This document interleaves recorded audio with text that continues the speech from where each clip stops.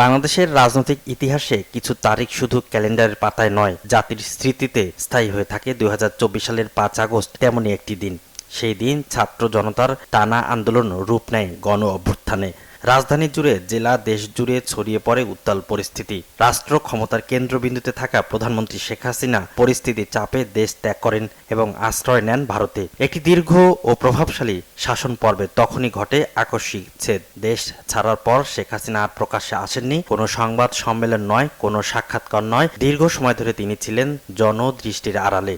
অথচ রাজনীতির আলোচনায় তার নাম কখনোই অনুপস্থিত ছিল না। নীরবতার মধ্যেও তিনি ছিলেন আলোচনার কেন্দ্রে। এই নীরবতার অর্থ কি? সেই প্রশ্ন ঘুরপাক খাচ্ছিল দেশের রাজনীতিতে। অবশেষে সেই প্রশ্নের একটি চূড়ান্ত উত্তর আসে তার পুত্র সজীব ওয়াজেদ জয়ের বক্তব্যে। তিনি স্পষ্টভাবে জানান, শেখ হাসিনা আর বাংলাদেশের রাজনীতিতে ফিরছেন না। এই ঘোষণার মধ্য দিয়ে শেষ হয়ে যায় একটি যুগ। যেদিন ছাত্ররা এই অগ্নিসন্ত্রাস যখন শুরু হলো, জ্বালাও পড়া শুরু হলো, তারা আন্দোলনকারীদের কাছ থেকে তারা বলল যে এর সঙ্গে আমরা জড়িত না, আর এটাকে আমরা কন্ডেম করি, এটা আমরা চাই না।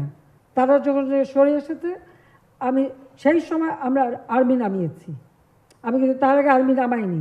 বঙ্গবন্ধু শেখ মুজিবুর রহমানের কন্যা হিসেবে শেখ হাসিনার রাজনীতিতে আগমন ছিল ইতিহাসের ধারাবাহিকতার অংশ। ব্যক্তিগত জীবনে চরম ট্র্যাজেডি, রাজনৈতিক অস্থিরতা ও দীর্ঘ সংগ্রামের মধ্য দিয়েই গড়ে ওঠে তার নেতৃত্ব। নির্বাসন, কারাবরণ ও প্রতিকূল পরিস্থিতি অতিক্রম করে তিনি একাধিকবার দেশের শাসনভার গ্রহণ করেন। তার দীর্ঘ রাজনৈতিক জীবনে বাংলাদেশ অর্থনৈতিক ও অবকাঠামোগত অগ্রগতির সাক্ষী হয়েছে। পদ্মা সেতু, বিদ্যুৎ উৎপাদন, ডিজিটাল উদ্যোগ, এসব অর্জনের কথা সমর্থকরা তুলে ধরেন। অন্যদিকে গণতন্ত্র, মত প্রকাশের স্বাধীনতা ও রাজনৈতিক সহনশীলতা নিয়ে সমালোচনাও ছিল সমানতালে প্রবল। এই দুই বিপরীত মূল্যায়নের মাঝখানে দাঁড়িয়ে আছে শেখ হাসিনার রাজনৈতিক উত্তরাধিকার। ইতিহাসে খুব কম নেতার ক্ষেত্রেই এত গভীর বিভাজন দেখা যায়। প্রায় ৭৮ বছরের জীবনের দীর্ঘ একটি অংশ তিনি কাটিয়েছেন রাজনীতির কেন্দ্রে, কিন্তু বিদায়ের মুহূর্তে এসেও থেকে যাচ্ছে অনেক অপূর্ণতা। জাতীয় ঐক্য, আস্থার রাজনীতি এবং সহনশীল গণতান্ত্রিক সংস্কৃতির প্রশ্নগুলো আজও উত্তর খুঁজছে। শেখ হাসিনা রাজনীতি থেকে সরে যাওয়া কেবল একজন নেতার অবসান নয়, এটি বাংলাদেশের রাজনৈতিক কাঠামোতে এক বড় শূন্যতার সৃষ্টি। এই শূন্যতা কিভাবে পূরণ হবে, কোন পথে এগোবে দেশ, সেই উত্তর দেবে সময়। ইতিহাস শেষ কথা বলে না, সঙ্গে সঙ্গে ইতিহাস অপেক্ষা করে।